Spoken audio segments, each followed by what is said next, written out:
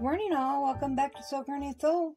Today we have several blocks here that I have just kind of been pushing all the stuff I was doing before YouTube, before I started a YouTube channel, aside and working on block after block. But it's time for me to get caught up here. So I've got white thread in my sewing machine, so I went through my blocks that I need to get quilted in. And picked out the ones that would look okay with white. So we got a stack here of about 6. I want to show you some different feet. I have a 1/4 inch with a guide on the machine, which I'll show you when we get over there. But then we have the walking feet, and then we have the Freemotion quilting foot. So we're going to try all 3 of them, different stitches, so forth. So I will bring you over to the sewing machine, and we'll go ahead and get started. Okay, so on here we have a foot with a guide on it. And you can see that guide here. I'll pull that off for you real quick, and we'll take a closer look at that for those that are new to sewing all together. But you can see it has this guide right here, and it does move. So that you can do like your stitch in the ditch with and so forth. So we're going to go ahead and use that one at first, because we are going to start off with some stitch in the ditch. So all you're going to do is you're going to line up your guide right where that ditch is at, and you're going to just go ahead and sew with that. So we'll go ahead and get started, and we'll sew down this seam right here.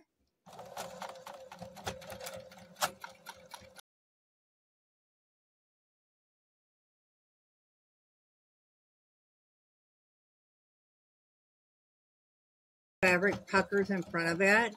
When you use a Freemotion, or I'm sorry, when you use the walking foot on it, that's what you prevent doing. However, this foot actually lets you get a nice close stitch in the ditch.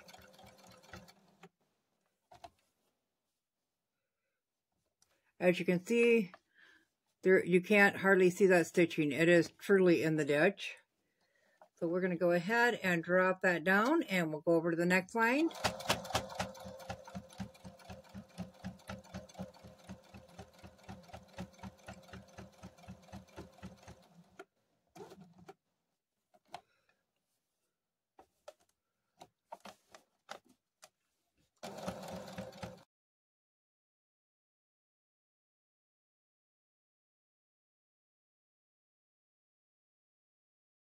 Just going to go right up to the end here.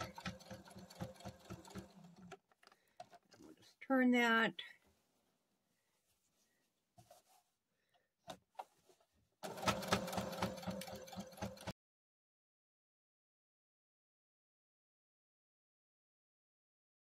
Drop that guide back down. Always make sure that guide is sitting right in that ditch.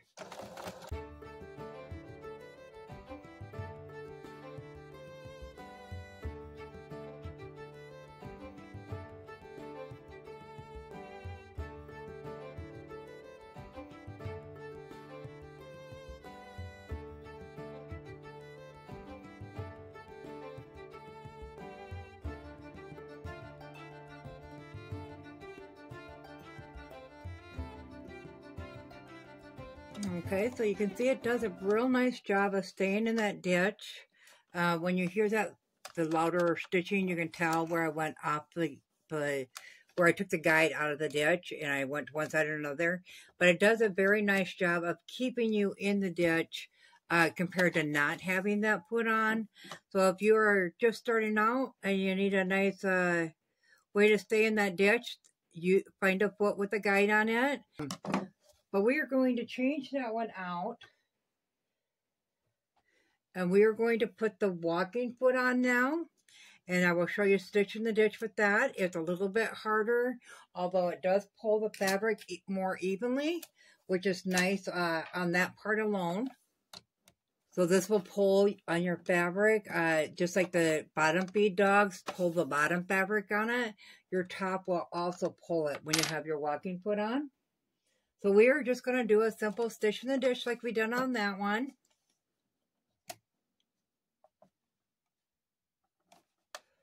And this one's a little bit harder because you don't know exactly where your needle is at all times like you do with the guide on it. So you really got to keep an eye on your needle when you're doing it this way.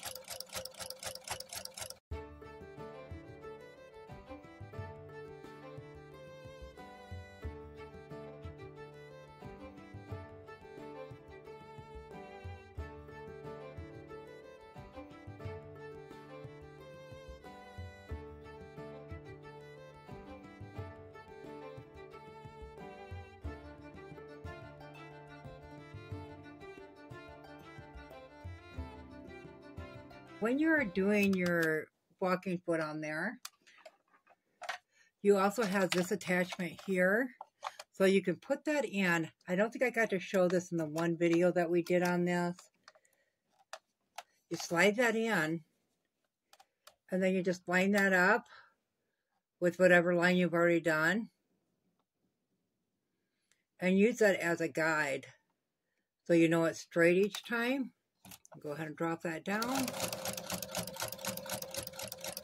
So now you no longer watch your needle, you're watching this guide.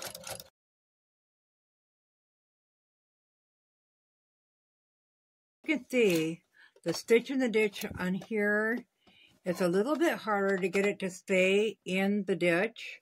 The guide on that other foot does come in really handy for that. I will show you how to do the Freemotion quilting foot. So your regular feet and your walking foot are great if you're doing a straight stitch or a specialty stitch on your machine. They're not so great if you want to do anything around it or side to side bigger than what your specialty stitches would be or in a different design. So this is what you're walking. We'll just start off with some basic swirls and see if we can get that to go. Is anybody else up at this time of the night? I am recording this at approximately 4 o'clock in the morning. I was unable to sleep. We are taking grandkids to a pumpkin patch today.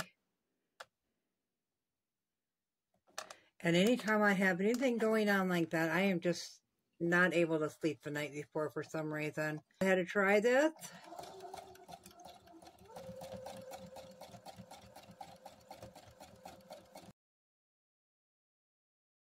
As you can see, the rounded part, you cannot do that with your other feet on there. So that's kind of the benefit to each one of the feet. It all depends on how you want to quilt yours in on what you would use. This one's got very little control without a lot of practice.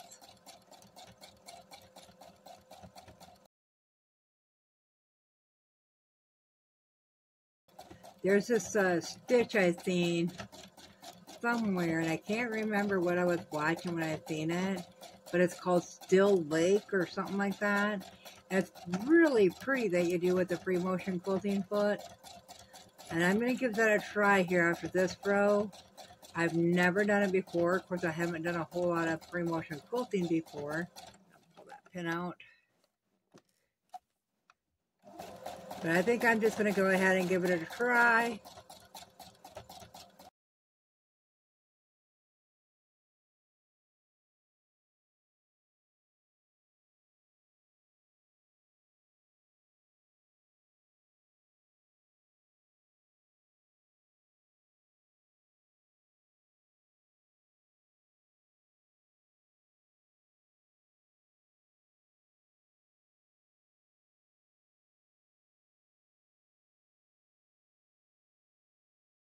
See, that is really pretty, and that one's really simple too. I think this is actually easier than the one I thought was the easiest. It's called Still Lake, and you just go back and forth and work your way through the block like that, or the quilt. I think that is actually even better than the meander. The meander, you kind of go around everywhere. This one is just back and forth across whatever you're working on. So I really like this one as well.